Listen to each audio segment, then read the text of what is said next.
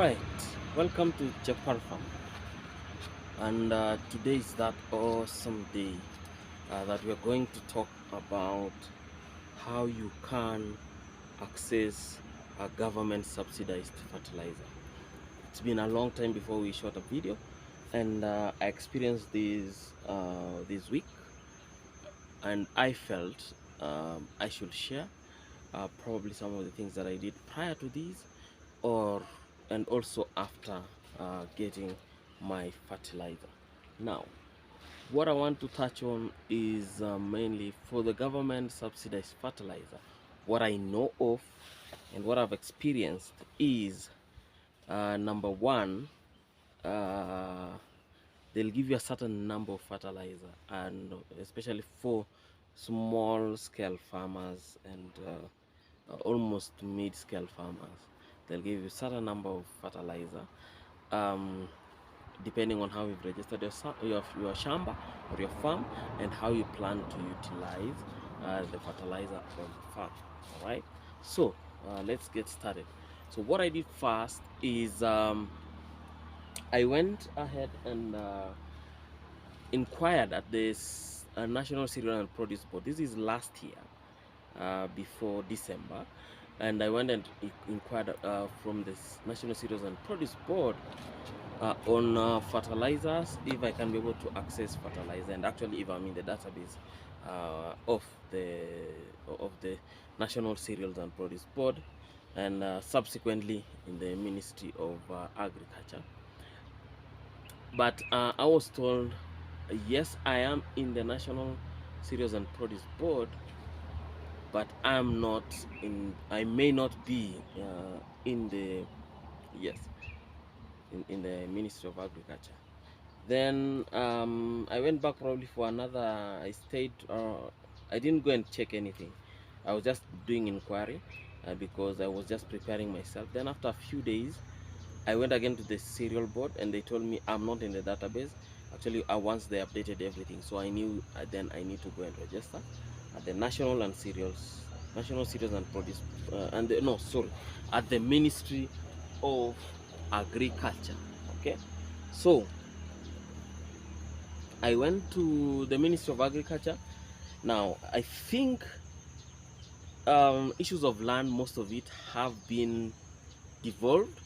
I'm not 100% sure, but I think most of it have been devolved, because the offices that I went, first of all, I went to a certain office. I didn't know where it is.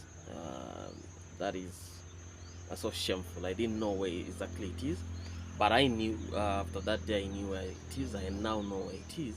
So I went and inquired, and I was told, I was taken round through different offices, but then I landed on the right office. I went there, and I actually carried everything that I needed. I knew they'll need title deed. I knew they need my tax KRA pin. I knew they needed my ID card, and because I have a farm that is not, it's somehow like a community land, they needed a letter from the chief. So I had all these documents with me already, so I knew those are some of the things that they needed. What I didn't bring with me was my KRA pin, which I later on brought to the office.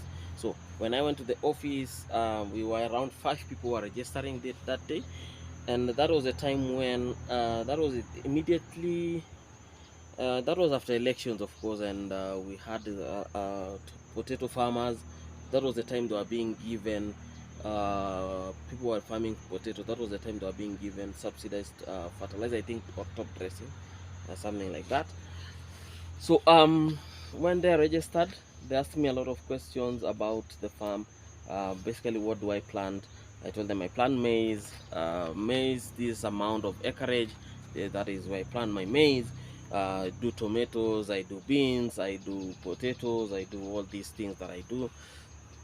I do hay and all this. So, and I registered my farm, and I was given a number, a code. They wrote it down on a piece of paper, and they gave me that code, and they told me, go with this code to the National and Cereal Board, and confirm everything has been updated in the system. Apparently, I think they're using the same system, or the system have been integrated. So I didn't want to go the same day because I know how government systems work. So, and because I'm in my hometown, I didn't have any hurry to do anything. So I stayed for around 2 days, or around almost a week there, 3 days, 1 week, and then I visited the National Cereal Board. But apparently I forgot that paper at home. And when I reached there, I told them I want to confirm if my farm is in the system now. I want to then register in the Ministry of Agriculture. 3 tomatoes from this farm, by the way. So when I told them that, they told me, you have the code. I told them I don't have the code, but I gave them my ID number and all that. I have the title deed numbers and all these other details if you may require. No, they told me just give me the ID number, and they searched for my ID and they found the farm, and they told me, okay, based on this, if you will be planting maize, you'll need you'll be given around 14 to 20 fertilizers. And I was like, okay, that's still not enough anyway, but I was okay, I'm happy anyway. It's better to buy cheap the 14 ones than to buy the rest at a higher price. So what I did is I went back and stayed. So I asked, when will the fertilizers come? That is, remember, that is in January. No, in December. Now we are heading to the new year, and they said probably everything will happen next year. Okay, so I was patient enough, and I said, okay,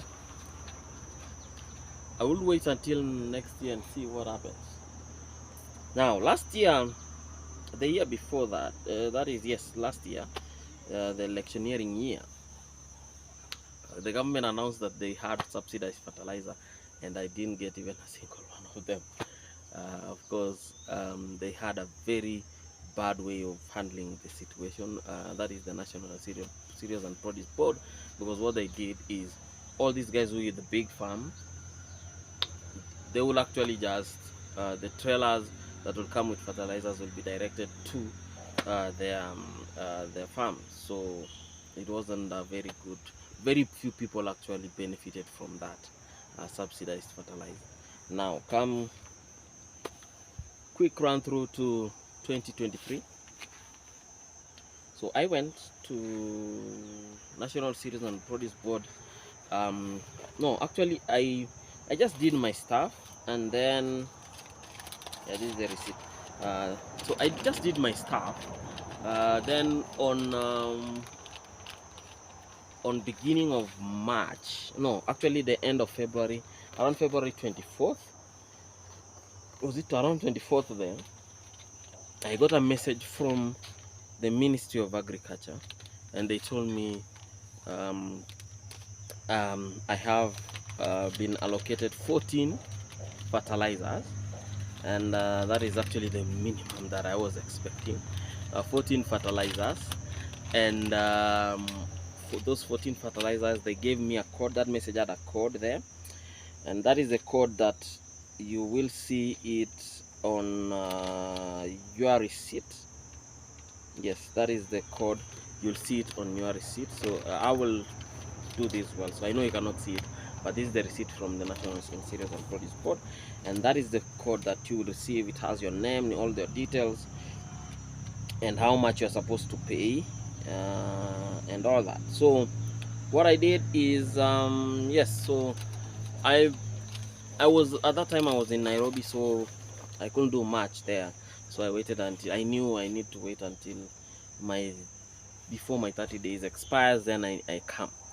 I was very skeptical, because I was like, okay, I don't know if this year I will be able to get fertilizer, because last year we had a very bad experience, and all the subsequent years we've always had bad experience getting subsidized fertilizers. So I went, and they told me I can be able to pick it from Kenya National Trading Corporation or something like that, any of their offices. I didn't know if there's an organization called that, or I'll go and pick it in any national cereals and produce board. So last year I had a challenge picking fertilizer from Moist Bridge NCPB offices, and because we had a long queue here in Kapenguria, so when I drove there, I had a challenge picking that. They preferred the locals and they preferred the guys with big farms first and all that. It was a big mess, so I just gave up and I bought the expensive fertilizer and used it in farming. And yeah, so now, so after that, I came and I visited the office, and there was a very long queue, and what I'll do is I will commend the guys at the NCPB Kapenguria, because those guys did a very good job. Okay, they did a very good job because they organized people very well. On the first day, of course, you'll expect there was a first when we went there. When I came, actually, that was the time that fertilizer was that was the first time the fertilizer had arrived. Okay, so that was around 5 days after I got the message. Is it 5 or 10? Around 6 days after I got the message. So that was the first time it was arriving, and we had a long queue, a very long queue, and we queued because I was not around. I asked my brother to queue for me. Actually, we did that when I was in Nairobi, so before I came. So he queued for me, and when he reached at the officer's desk. He was asked some details, but because he is not me, he could not pick the fertilizer, or I will not be able to pay, because they needed to do some stuff on my phone and be able to actually enter these records and then just tell me to enter M-Pesa. So because that could not happen, and I understood, it was a bit of an inconvenience for me, but I understood, yes, there are these people who misuse these systems that we have.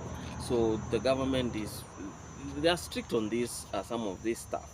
And because I didn't have the big farms, because guys with big farms, they'll go and deposit certain amount of money in the bank and then just come with a check, and they'll be given probably 500 bags, and then of that, and then they'll wait for another day, they'll be given another 500 and all that. So but I didn't have, mine was just around 14. So what the ones those are M-Pesa transactions. There are no need of writing a check and all those bank checks, bankers check and all that. So it didn't go through. We didn't manage. So I was hoping not to travel from Nairobi actually to come and pick my fertilizer. I was hoping if somebody can be able to do it for me, because I had photocopies of my ID, all these other details already there. But I was told, I actually talked to the officer. He was kind enough, and he told me, you, for some reason, you'll have to come, because we need to do some stuff which requires your presence here. And I understood it. I traveled to here, Kapenguria, from the city, and then what I did is I went to the NCPB offices, and I asked, and I was actually, because they already had my record, I didn't have to queue. And one interesting thing that I found that these guys did was, you will come today, they'll register almost 100 or 150 people. I think they had already known we can be able to service only this number of people, so there's no need of registering more than that. So the people come and queue outside the gate. They will fill in the details at the watchman's office. They'll take their papers, and then they'll tell them, come tomorrow. Tomorrow it will be the picking day. You'll come and pick whatever your fertilizers tomorrow. Today, people who we enter their details are picking theirs today. Okay, and you'll pick yours tomorrow. Of course, if they had communicated that earlier, it would have been good, but for me, I didn't experience that, because my details were already given 3 days ahead. So when I just went and queued there inside the serial board, they took my phone, entered details. Of course, I make sure you have the M-Pesa, the right amount in your M-Pesa account. They did all that details, and I entered my PIN. Everything was right. Then I was given this receipt to take it to the store manager, the guy at the store, and of course they filled in They filled in the car that I will be using to pick my mbolea, and that was ideally it. And I can say these guys were really friendly. And what I noted there mostly, and this is only expected from big farmers and all these rich farmers, is you'll expect they'll have to push to try and pull in some stands of corruptions of sort, so they can be favored first. But this didn't happen here this year. Last year it happened here as well, because very few people actually got the small farmers, very few of them got the fertilizers. And that is why people are saying we don't feel, the government is saying they have this subsidized fertilizer, but we don't. There was a lot of conmanship last year, but this year the guys at the cereals and produce board for Kapengure, especially because most people are moving, were coming from Trans Nzoia, they are coming from Uasin Gishu, and even we had people coming from, we had a few people coming from the central province. I think there was a lady from Nyeri or something like that, and she came for those fertilizers here with a lorry, of course. And we were treated like equally. If you're buying bulk, they will prioritize bulk, because there was one time there was this big farmer who came and said, I have paid, this is my check, I've paid for 6,000 fertilizers. I need all of these 5 trailers, because it's calling around 560, for all of them to be diverted to my farm. Okay, and the guys at the cereal board told him that cannot happen, because what we'll do is you will have to sort all these people as well, these other small scale farmers. What we'll do is, because you've paid, and it's not that you forged the system or something, it's something that was recommended to you by the Ministry of Agriculture. What we'll do is we'll give you 1 lorry today. We'll be giving you continuously 1 lorry for the next probably around 10 days. So you cannot pick all of them at once, because if you pick all of them at once, that will mean today all these people that we've told them to pick today, tomorrow they'll be waiting for the fertilizers. And we'll still have people whom we've told them today to come tomorrow. So we'll have a lot of backlogs and all that. So, and we don't want to have that kind of a situation. So what we'll do is we have yours already in the schedule, and we'll give you your 560 today. But that one will be given later on. Let us sort out these people first, and then we will sort you. And that guy was a little bit disappointed, but we were happy as small scale farmers, because that is the kind of thing that we need people to do, because you don't need to just favor people who have big farms and forget even the small scale farmers, because all these small scale farmers, if they add up to, if we combine all of our harvests, it even becomes more than the large scale farmers combined, because a lot of people have small portions of land. You have like 20 acres, 10 acres, 15 acres, and like that. If you have 1,000 people who have 10 acres, okay, or planting like 20 acres, 1,000 of them, okay, that is around 20,000 acres. That is more than what is. It's better you service these people first, and you can be than service one person and have a lot of, like, 1,000 people are not happy. So I loved what NCPB did, and they're still doing that, and people now are used to it, and I hope that they continue doing that, continue being that organized. And this is one of the videos, they're not paying me to saying anything, but I need to appreciate when some of these things are being done well, and I really need to commend that team, because we saw a lot of people, they will tell us in Trans Nzoia there's a lot of bureaucracy, there's a lot of corruption, there's a lot of all these big farmers just want fertilizers, and they don't care about anybody's small. So I don't know if that is the case, but that is what people from there, most farmers that we met at the cereals board here in Kapengure were saying, even in Uasin Gishu, even the same for those other big stores. So I like to commend these guys and tell them thank you, and this year's experience was really awesome. So that's my video for today.